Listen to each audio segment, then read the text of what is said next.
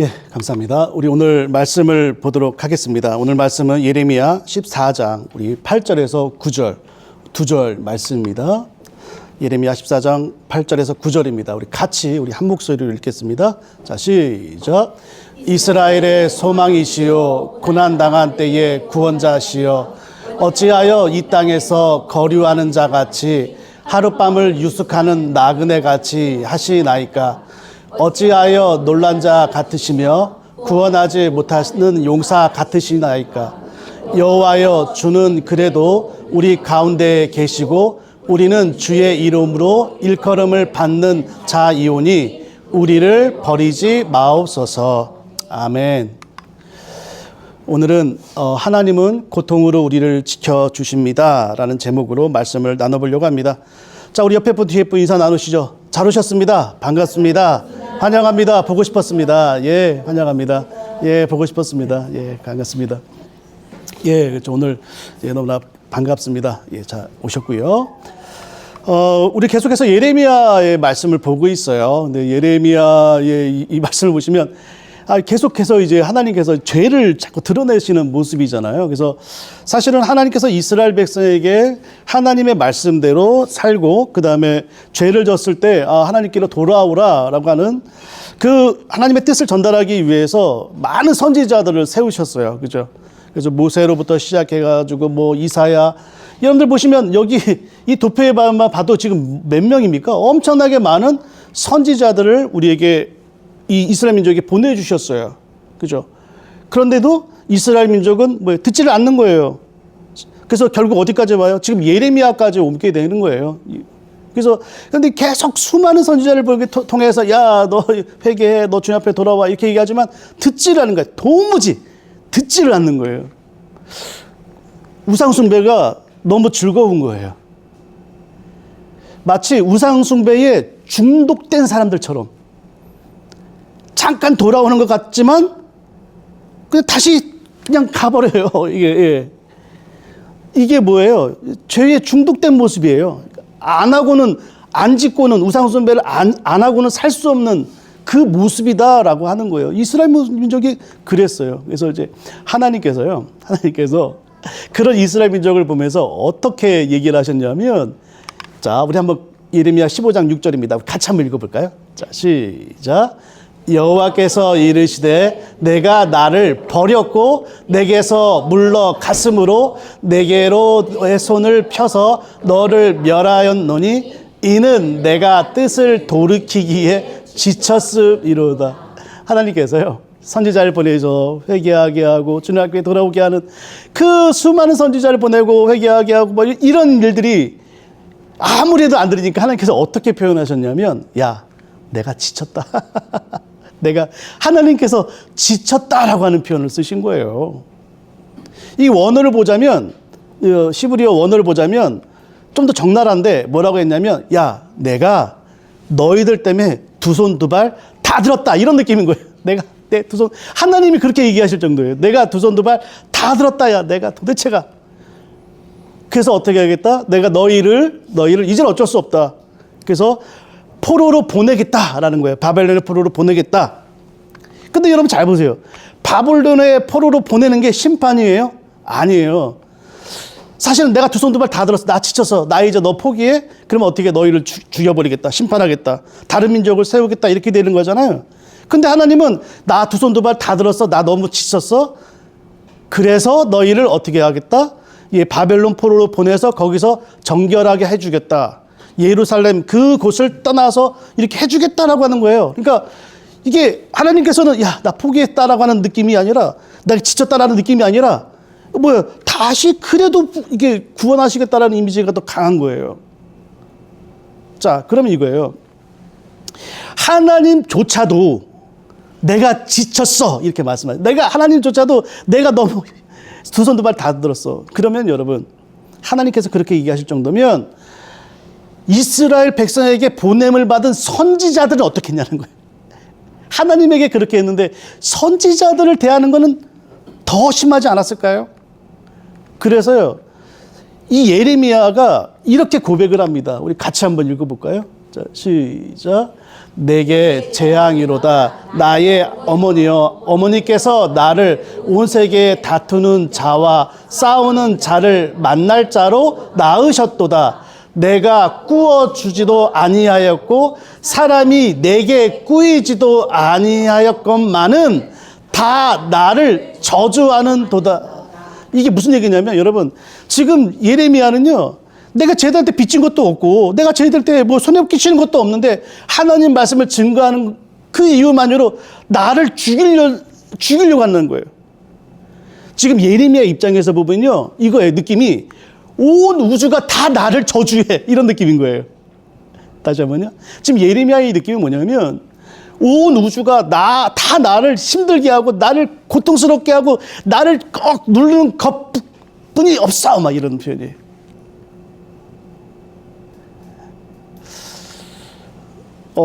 그러면서요. 그럼 여러분 어떻습니까? 예레미야가 하나님 말씀을 다른 거 꾸어주지도 않고 빚진 것도 없는데 내가 이런 취급을 받게 되는 게 너무 힘들잖아요.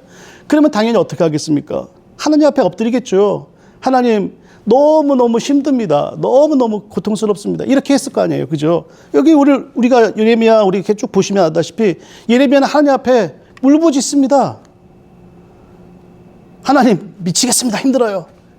그런데 하나님이요, 너무하신 거예요. 자, 오늘 본문에 보니까 이런 얘기 하셨어요. 내가 너무 힘들어서 하나님께 달려갔는데 하나님이 뭐라고 그러셨냐면, 오늘 본문입니다. 다시 한번 읽어보시죠. 자, 시작. 이스라엘의 소망이시요 고난 당한 때의 구원자시여, 어찌하여 이 땅에서 거류하는 자같이 하룻밤을 유숙하는 나그네같이 하시나이까? 어찌하여 놀란 자 같으시며 구원하지 못하는 용사 같으시나이까? 여호와여, 주는 그래도 우리 가운데 계시고 우리는 주의 이름으로 일컬음을 받는 자이오니 우리를 버리지 마옵소서. 하나님 앞에 이럽니다. 제발 좀 도와주세요. 그랬더니 하나님이 뭐예요? 어떻게 대하셨다? 그냥 쌩 지나가는 거예요. 용사이긴 해요. 분명 용사이시고 그 적군을 무너뜨리는 전능하신 하나님이에요. 근데 적어도 예레미야에게 나타나는 하나님은 어떤 모습이었어요? 용사인데 구원하지 못하는 거예요. 아니, 구원하지 않으시는 거예요. 게다가 하나님 앞에, 하나님 왜 이 악한 자들은 형통합니까? 했더니 하나님이 오히려 혼내죠. 야, 너는 걸어가는 사람하고 경주를 하는데 그렇게 힘들어? 너 그럼 나중에 다름질 않는 사람들과 어떻게 경주하려고 그래? 하면서 인내하지 못하는 것에 대해서 굉장히 혼이 납니다. 너무한 거 아니에요? 하나님 앞에 이렇게 애통했는데도 하나님 앞에 혼나는 거예요. 자, 그럼 두 가지 문제를 제가 얘기를 했어요. 첫 번째, 하나님은요, 너무 지치시고 힘드셨고 두 소두맛 다 드셨음에도 불구하고 이스라엘 민족을 구원하시겠다고 하셨어요. 그런데 그 와중에 하나님께서 쓰시는 예레미야를 어떻게 하세요? 고통 가운데 주시는 거, 혼내시는 거예요. 왜 그러실까요? 이 두 가지의 문제가 이번 주 우리가 묵상한 예레미야 12장부터 15장까지 중심 내용이에요. 아니, 왜 그렇죠? 근데 이 두 문제는요, 굉장히 긴밀하게 서로 연관이 되어 있는 것입니다. 오늘 이제 그 얘기를 해볼 거예요. 자, 첫 번째 문제입니다. 하나님은 왜 심판하신다고 하시면서 그리고 이들을 포기하겠다라고 말하시면서도 정결하게 하셨느냐? 그리고 두 번째는 왜 이 와중에 그래도 하나님 말씀에 순종하고 있는 예레미야를 고통 가운데 던져주시고 그걸 해결해 주시지 않느냐? 이 두 가지 문제를 오늘 좀 다뤄보려고 해요. 자, 첫 번째입니다. 하나님께서요, 그냥 마약에 중독된 사람처럼 죄에 중독되어 있는 이스라엘 민족을요, 어떻게 해요? 정결케 하시려고 끝까지 포기하지 않으셨어요. 그 이유는 뭐예요? 이들이 이뻐서요? 이건 아닌 거 우리가 알고 있죠. 이들이 어떠한 그 의로운 것을 행할 수 있는 희망이 보였어요? 아니에요. 이유는 딱 한 가지예요. 그게 뭔지 아십니까? 하나님께서 그렇게 약속하셨기 때문입니다. 내가 너희를 구원하겠다고 약속하셨기 때문이에요. 딴 이유가 없어요. 창세기 15장에 보면 우리가 횃불 언약이라는 게 있어요. 제가 좀 다시 한번, 제가 설교 시간에 자주 얘기를 했는데 다시 한번 설명을 드릴게요. 창세기 15장에 보면요. 아브라함이요. 하나님과 만나는 장면이 있어요. 그래서 그때만 해도 이름도 아브람이에요. 람. 아브람이 하나님의 딱 인도하심을 받습니다. 그래서 하나님께서 이 아브람에게 뭐라고 얘기하셨냐면 하늘의 별을 봐라. 내가 너희 자손을 하늘의 별같이 많게 해주겠다. 그랬어요. 그랬더니 아브람이 뭐였어요? 그걸 믿었다라고 나와 있어요. 그를 믿으니 뭐예요? 하나님께서 의롭게 여겨주셨다. 그걸 믿으니까 하나님께서 뭐예요? 그래 너 아브람 너 이제 내 거 됐어. 그러면서 바로 이어진 게 뭐냐면 횃불 언약이에요. 횃불 언약은 뭡니까? 어떤 두 이해 당사자가 서로 계약을 맺고요. 이 계약에 대해서는 철저하게 우리는 지킬 거야 하면서 했던 행동이잖아요. 그래서 고기를 쪼갠 다음에 이렇게 양쪽에 넣고 피를 질질질 흘리고 그 사이에 지나가는 거란 말이에요. 이게 횃불 언약이에요. 그래서 둘이 지나가면서 뭐예요? 만약 이 약속을 지키지 않으면 이거와 같이 찢어 죽이겠다. 이거 아니겠어요? 피의 맹세란 말이에요. 안 지키면 우리는 죽을 거야. 이런 거죠. 그런데 아브라함이 이 하나님께 의로움을 인정받고 하나님께서 아브라함과 이 횃불 언약을 맺으셨어요. 그런데 놀라운 사실은 뭐예요? 여기 지나간 것은 하나님 혼자였다라고 말씀을 드렸어요. 아브라함도 같이 가야 원래 맞잖아요. 근데 하나님 혼자 지나가셨어요. 그 의미는 크게 두 가지입니다. 첫 번째는 뭐예요? 너는 지키지 못할지라도 나는 반드시 지킬 거야. 이거예요. 다시 한번요. 하나님만 지나가셨어요. 이유는 뭐예요? 너는 지키지 않더라도 나는 반드시 지킬 거야. 왜 여러분 이스라엘 민족이요. 죄에 마약에 쩌든 사람처럼 중독이 되었음에도 불구하고 이들을 구원하신 이유가 뭐예요? 이거예요. 너는 지키지 않더라도 나는 지킬 거야. 이게 중요한 의미라는 거예요. 자, 그 다음 두 번째 의미. 두 번째 의미는 뭐죠? 만약에 너 지키지 않았을 때는 이건 누군가 피를 흘려야 돼. 근데 그 피 흘리는 것 누구한테 돌리겠다고요? 하나님이 당신에게 돌리겠다는 거예요. 자, 잘 들으세요. 여기서부터 중요합니다.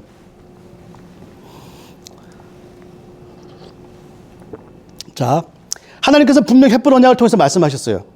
이것을 지키지 않으면 누군가는 피를 흘릴 것이고 이렇게 찢어 죽일 거야. 그런데 이 저주를 누구한테 쏟아부었죠? 아브라함이 아니라 누구한테? 하나님 자신에게. 하나님 자신, 특별히 누구에게? 예수 그리스도에게요. 예수 그리스도에게 쏟아 부으셨어요. 예수 그리스도가 십자가에서 어떻게 찢어 죽이시죠? 피를 흘리셨잖아요. 자, 질문 한 가지 해보죠. 예수님이 이 땅에서 33년을 사시는 동안 죄를 범한 적이 있으십니까? 없어요. 예수님의 모든 삶은 다 무엇을 이루기 위한 거였죠? 하나님의 뜻과 말씀을 이루기 위한 거였어요. 다시 말하자면요. 예수님은 한 번도 말씀을 어긴 적이 없습니다. 이게 무슨 의미인지 아세요? 신명기의 기준에 의하면 신명기의 핵심이 뭐예요? 말씀을 지키면 축복 아니면 저주잖아요. 그러면 하나님은 예수 그리스도는 뭐예요? 축복을 받아야 돼요. 그런데 하나님께서 저주를 쏟아부었어요. 이게 무슨 얘기냐면 이거예요. 성부 하나님께서 성자 예수님에게 이렇게 말씀하신 거예요. 야, 너 가서 100% 하나님 말씀을 지켜 순종해. 그러면 내가 너를 버릴 거야요. 다시 한번요. 성부 하나님이 성자 예수님에게 말씀하십니다. 너는 가서 말씀을 지켜. 100% 지켜. 그런데 내가 너를 버릴 거야. 여러분, 말씀을 지키는데 하나님께 버림을 받았어요. 이게 말이 됩니까? 이게 말이 안 되는 거예요. 하나님의 모든 율법은 말씀을 지키면 축복이에요. 그런데 지금 예수님은 100% 하나님 말씀을 지키셨어요. 그런데 받는 건 뭐예요? 저주예요. 말이 안 된단 말이에요. 잘 보세요. 여러분, 지금 남유다에서요, 유일하게 어쩌면 하나님 말씀을 지키고 있는 사람이 누구예요? 예레미야예요. 근데 하나님께서 뭐라고 그랬어요? 너 하나님 말씀 지켰어? 그래, 내가 너를 버릴 거예요. 여러분, 말씀을 지키면요, 우리는 버림을 받습니다. 여러분, 우리 삶 가운데요, 지금 예레미야처럼 예수님처럼 우리가 말씀을 지켜요. 그리고 예수님을 증거한단 말이에요. 그런데도 우리에게 더 삶에 오는 것은 뭐예요? 하나님의 버림받은 것 같은 고통이에요. 왜죠? 그래야만 이스라엘 민족이 살 수 있기 때문에 그렇죠. 근데 여러분, 이것을 우리가 다 배웠어요. 그죠? 근데 더 중요한 이유가 있어요. 대속이라는 것 말고 그 안에 더 중요한 영적인 진리가 있다고 저는 믿어요. 그게 뭔지 아세요? 하나님 말씀대로 순종하며 살아왔는데 하나님께 버림받은 예수님이나 예레미야에게 그것이 인생의 끝이 아니라 그 다음에 주어지는 무엇이 있다는 거예요. 근데 그게 무엇이냐 이거예요. 히브리서는요, 그래서 우리 애들에게 이렇게 얘기를 하고 있습니다. 같이 한번 읽어볼까요? 자, 시작. 믿음의 주여 또 온전케 하시는 예수를 바라보자. 그는 그 앞에 있는 기쁨을 위하여 십자가를 참으사 부끄러움을 개의치 아니하시더니 하나님 보좌 우편에 앉으셨느니라. 자, 그 다음에 뭐가 있다고요? 기쁨이 있대요. 뭐가 있다고요? 즐거움이 있대요. 다시 말하자면요, 내가 그리스도와 함께 십자가에 못 박혀서 죽는 경험이 아니고는 결코 누릴 수 없는 그 즐거움이 있다는 거예요. 하나님께서 왜 순종하고 있고 하나님의 뜻을 이렇게 막 지키고 있음에도 온 우주가 나를 미워하고 있습니다. 온 우주가 나를 괴롭힙니다. 라고 하는, 그렇게 살아가고 있는 예레미야에게 그럼에도 불구하고 고통을 계속 주시는 이유는 뭐냐면 이거를 반드시 겪어야만 얻게 되는 참된 뭐가 있다고요? 즐거움이 있다는 거예요. 여기까지 이해가 되셨습니까? 즐거움이 있다는 거예요. 근데 예수님은 그걸 아셨고요. 근데 우리는 몰라요. 근데 그것을 있다라고 우리는 뭐예요? 믿음으로 고백을 하는 거예요. 다시 한번요. 예수님은 그걸 아셨어요. 그래서 예수님은 받아들이셨어요. 순종하면 버림받는다는 그 고통 아셨고 그래서 받아들이셨어요. 근데 우리는 몰라요. 왜요? 아니, 우리 가운데 이미 그것을 경험한 분들 계시죠. 하지만 우리는 뭐예요? 예수님을 믿음으로 예수님과 그 고난에 동참하는 거예요. 그 부활의 기쁨, 감격, 즐거움. 그래야만 뭐예요? 죄를 이길 수 있어요. 제가 설교 시간에 서도에 뭐라고 했습니까? 죄를 안 지을 수 없는 삶은 왜냐면, 우상 숭배를 안 할 수 없는 삶은 왜냐면 그게 즐겁기 때문이라고 그랬어요. 여러분, 죄가 고통스러우면 누가 죄를 짓습니까? 그 안에 즐거움이 있으니까 짓는 거예요. 그 안에 내 마음을 시원케 하는 뭔가 있기 때문에 죄를 짓는 거예요. 근데 예수님께서는 뭐예요? 그것을 하지 마라! 하지 마라! 그것으로는 죄 문제가 해결이 안 된다는 거예요. 그 죄의 문제를 해결하기 위해서는 뭐냐면, 야, 진짜 즐거운 게 뭔지 알아야 된다는 거예요. 진짜 즐거운 게 뭔지. 그 가짜 즐거움 말고 진짜 즐거움을 니네들이 경험해봐야 이것을 이길 수 있다는 거예요. 제가 다윗 얘기만 하고 말씀을 좀 정리해 볼게요. 다윗은요, 자, 이런 얘기를 했어요. 시편 51편 내용인데, 우리가 시편 51편은 우리가 너무 잘 알고 있는 내용이에요. 뭐냐면 다윗이 우리아의 아내 밧세바를 범한 장면, 그렇죠? 그래서 나단 선지자의 책망을 듣고서 하나님 앞에 눈물 흘리며 회개한 기록이 시편 51편이에요. 근데 시편 51편에서요, 다윗이 이렇게 고백을 했어요. 같이 한번 읽어볼까요? 자, 시작. 주의 구원의 즐거움을 내게 회복시켜 주시고 자원하는 심령을 주사 나를 붙드소서. 그리하면 내가 범죄자에게 주의 도를 가르치리니 죄인들이 죽게 돌아오리이다.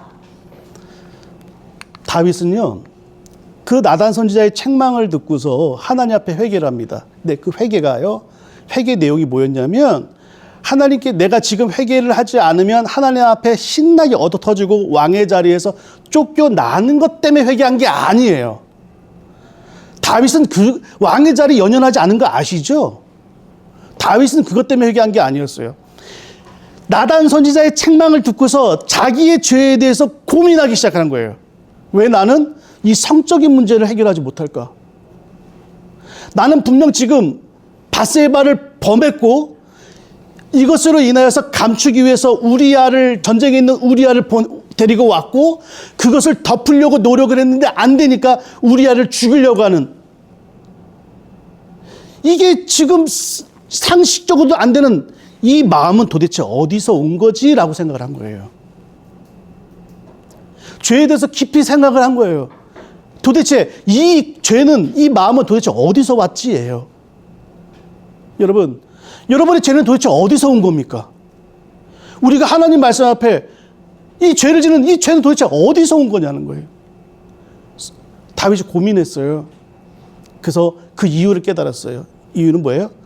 그게 즐겁기 때문이에요. 죄가. 성적으로요, 권력에 의해서 밧세바를 범한 게 즐거웠기 때문이에요.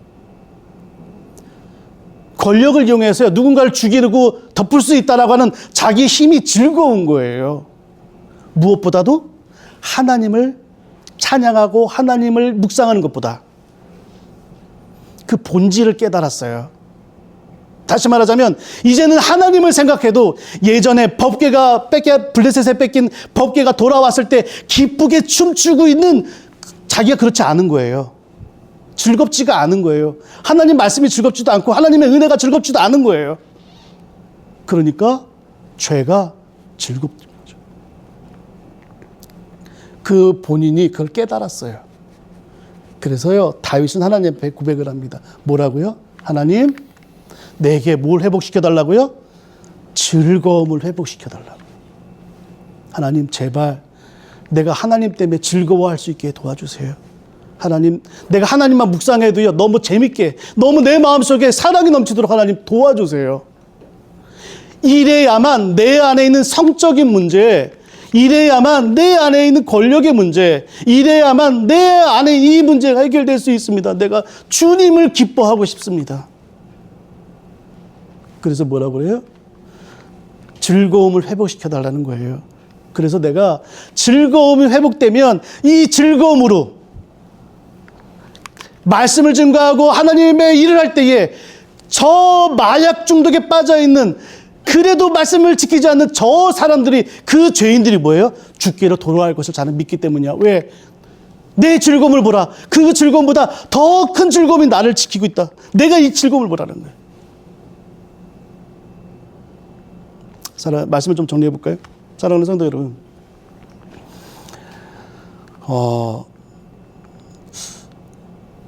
이스라엘 민족이요, 죄를 안 지려고 노력을 안 한 건 아니겠죠. 우상 숭배를 안 하려고 노력을 안 한 건 아니겠죠. 말씀도 이미 들려왔고 수많은 선지자를 통해서 선포됐잖아요. 모르는 거 아닐 거예요. 근데 모르는 게 아니라 뭐예요? 안 되는 거예요.